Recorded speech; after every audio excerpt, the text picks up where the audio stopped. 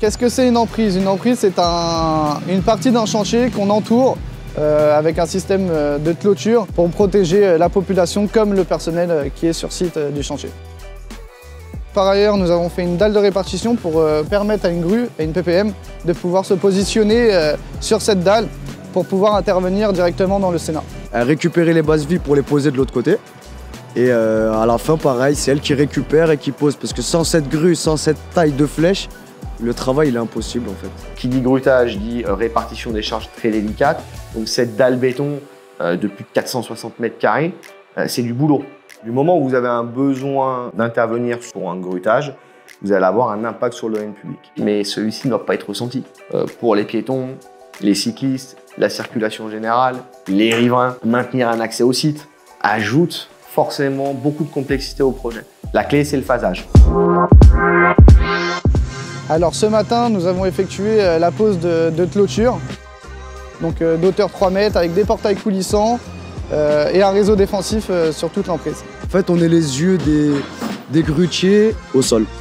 On arrive pratiquement 1 heure avant la grue. On s'accorde justement pour fermer en même temps les 2 rues, justement pour pas créer de conflit à ce moment-là. On accueille toutes les grues, tous les camions en fait qui sont censés bosser sur l'emprise. Et une fois que c'est fait, une fois que l'emprise elle est complètement hermétique, on supervise tout le secteur pour pas que les gens rentrent sur le chantier et pour que les gars ils soient en sécurité pendant qu'ils bossent en fait. On est comme une chaîne.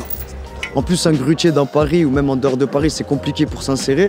Donc si nous, on est déjà là, qu'on lui a déjà fait le terrain, qu'on lui a déjà ouvert la route, et justement que cette route, elle est fermée, ben, il sera plus à l'aise pour venir se caler. On minimise l'accident. Pour nous, si on est là, c'est qu'il n'y a pas d'accident. Alors on a utilisé beaucoup d'outils agités, donc déjà on part sur de l'électroportatif. Donc tout ce qui est perceuse, visseuse. Ensuite on a du consommable comme des vis à Suez, de l'auto-perforant. C'est simple, 100% de nos outils sont limités. Et grâce au contrat FLIT, on bénéficie d'une grande flexibilité, d'une telle réactivité, d'un tel service avec une performance des machines incroyable. Surtout depuis que vous êtes passé sur les batteries neurones, c'est exceptionnel. La partie Neuron, c'est vraiment exemplaire. On n'a plus de problème de batterie, c'est génial. Tout ce qui est poste à souder, avec le B3600, c'est instantané. On utilise les machines et les consommables Hilti au quotidien. Je veux dire, je n'ai jamais eu de problème à ce sujet. Mais encore une fois, c'est une fierté quand même.